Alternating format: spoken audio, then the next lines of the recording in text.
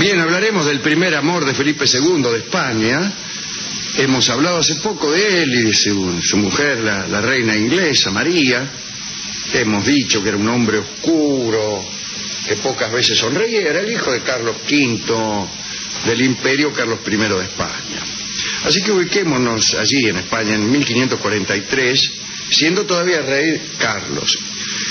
Sobre los caminos de Extremadura avanzaba un séquito de 3.000 personas. ¿Imagina usted?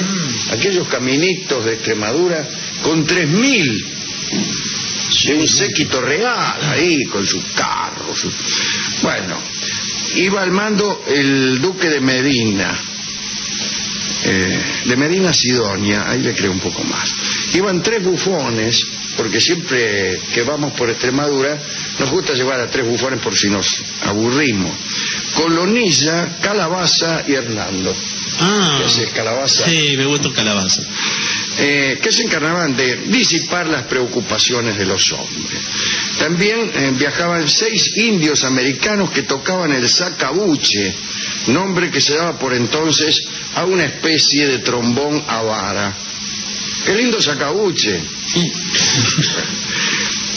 Este grupo iba camino a Badajoz en ocasión de la boda del príncipe de Asturias, Felipe, heredero del trono, con María de Portugal. María tenía 18 años, había nacido en Coimbra y se había dispuesto que Badajoz fuera el sitio elegido para el casamiento. La idea de casar a Felipe con María había surgido del propio príncipe Felipe, aunque obviamente contaba con la aprobación de su padre Carlos. Parece que los retratos que Felipe había visto de su futura esposa, y además de la fama que ella tenía de hermosa y amable, lo habían tentado. Igualmente, Felipe, por desconfianza a los retratos y porque le había llegado el rumor de que la princesa de Portugal había engordado, le pidió al embajador Sarmiento que le averiguara algo sobre estos asuntos. Sarmiento respondió: la señora infanta es alta, más gorda que flaca, pero no de manera que no le esté muy bien. En vuestro palacio, donde hay muchas damas, ninguna está mejor que ella. Pero Felipe no le creyó del todo y mandó a otro, Alonso de Sanabria. La respuesta de Alonso fue: María es hermosa y de ojos grandes y rubia. Tiene el labio de abajo un poco caído, las manos por extremo bellas. Toda su persona es abultada, pero será de vuestro gusto. Bueno, Felipe al final confió. Volvamos al séquito que marchaba por aquel camino. Lo hacía sin el príncipe. En representación de Felipe iba el duque de Medina, como se ha dicho. La boda se iba a efectuar por poderes. La princesa portuguesa, que sí estaba en Badajoz, debía dar el sí al representante del príncipe. Se produjeron algunos inconvenientes. Cuando los portugueses y españoles se encontraron en el lugar convenido, se dieron cuenta de que faltaba el arzobispo. Bueno, esperaron un rato, varios días, y el arzobispo no llegaba. Los portugueses se enojaron y amenazaron con retirarse y dejar sin efecto el casorio. Entonces Felipe, que estaba en Salamanca, se enteró de este asunto y se desesperó. Hizo buscar al arzobispo por todas partes, incluso con el ejército, y al final lo encontraron. Parece que el pobre arzobispo se había caído de la litera después de una estampida de sus caballos y había terminado moribundo al lado del camino. Estaba ahí tirado.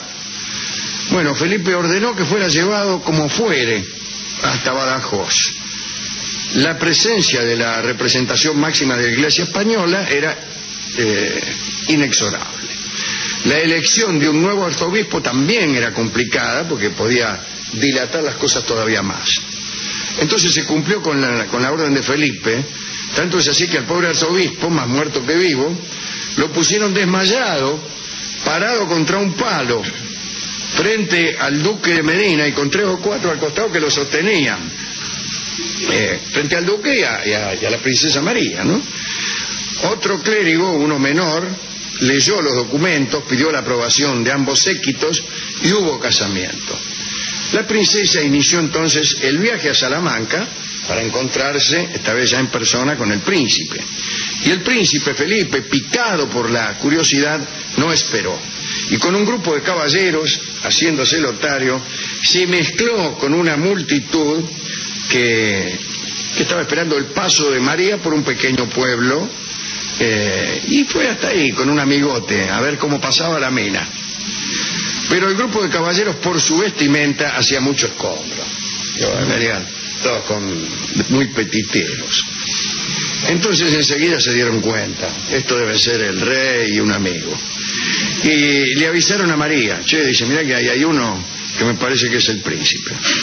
Ella decidió no delatarse, pero se maquilló, se vistió con sus mejores ropas, salió del coche, montó a caballo, etcétera. Bueno, se mostró ante Felipe, que volvió muy contento a Salamanca. La verdad que es abultada, pero... Y después llegó María.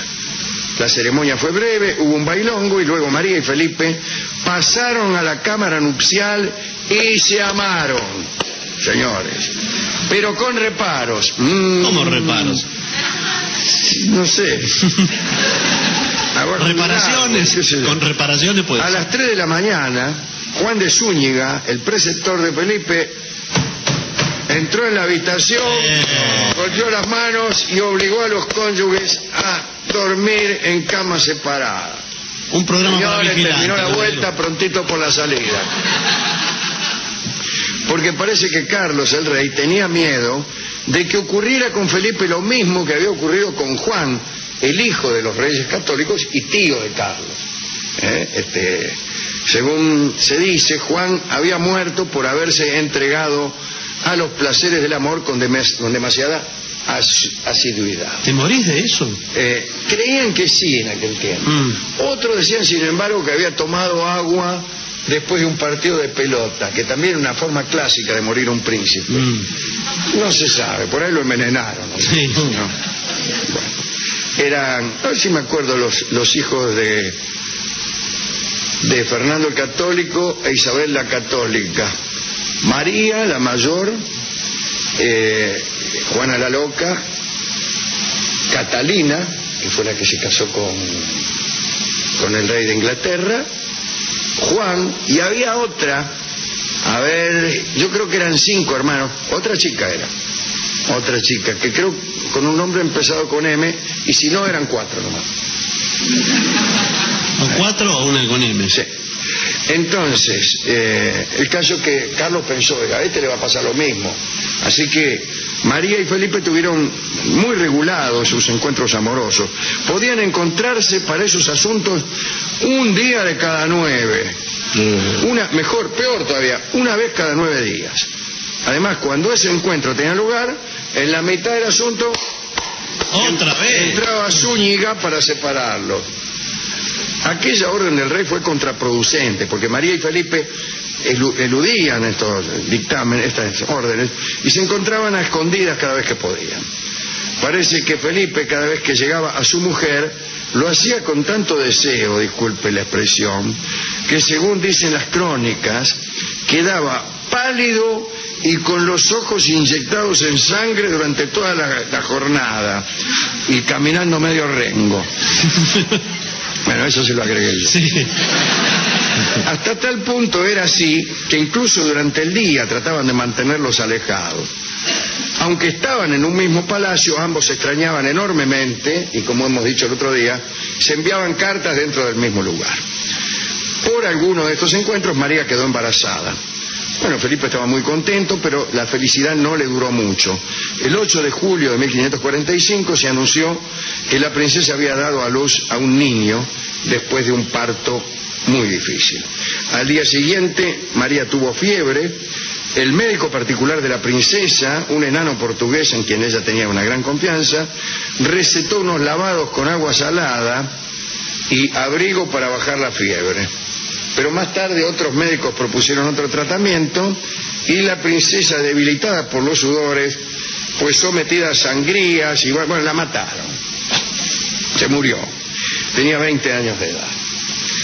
Y Felipe quedó destruido, lloró tanto y tanto la muerte de este primer amor, que incluso el rey Carlos debatió con sus consejeros acerca de la fortaleza que verdaderamente tenía este hombre para ser rey, fortaleza que después demostró. Pero aquel debate quedó en el olvido cuando el mismo Felipe, lo que le acabo de decir, recibió el trono, ya que Carlos abdicó en 1557. Y en cuanto a aquel hijo que Felipe había tenido con María, fue nada menos que don Carlos, el protagonista de la ópera Don Carlo. Lo mandaron a don Carlos a sofocar una rebelión protestante, acompañando al duque de Alba a Flandes, ¿no?, a los Países Bajos. Y Carlos en secreto se hizo protestante y se unió a los rebeldes. Y confesó esto, acá dice, no, a don Juan de Austria que era el hijo natural de Carlos V y hermanastro, digamos, de Felipe, acá dice otra cosa. Y Felipe se enteró de la traición de su hijo y lo arrestó personalmente. Lo mandó a una habitación en el palacio, hizo cerrar las puertas, trancó las ventanas, ordenó que nadie hablara con él. Y al final Carlos murió a los 23 años en una especie de huelga de hambre. Y la famosa ópera de Verdi, Don Carlo, es acerca de la vida de este señor, ¿no? Ahí tenía mala salud, por otra parte, hay quien dice que a los 18 años pesaba 38 kilos, con el freno y la montura. Estaba un poco loco, don Carlos, cegaba a los caballos, hacía cosas de una gran crueldad. Una vez parece que un zapatero le hizo mal unas botas y él lo obligó a que se las comiera. No. Así que era un personaje bastante siniestro, ¿no? De todos modos, la dinastía de los Austrias, después de Felipe, que fue un rey poderoso, empezó a perturbarse hasta que llegó a Carlos II el hechizado, el último de los Austrias, que era un ser patético y sin descendencia. Y después vinieron los Borbones, que son estos que están ahora. El rey de España actual es un Borbón. Pero bueno, la historia de don Carlos terminó muy mal.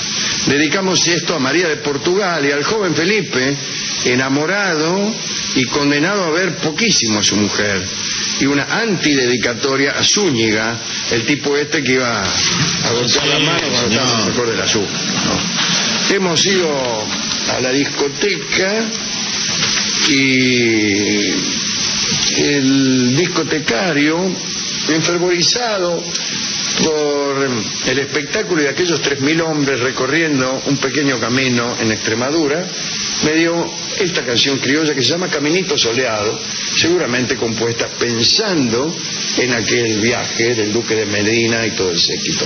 No sé, pero bueno. En todo caso, cantará Carlos Gardel, Caminito Soleado. Adelante.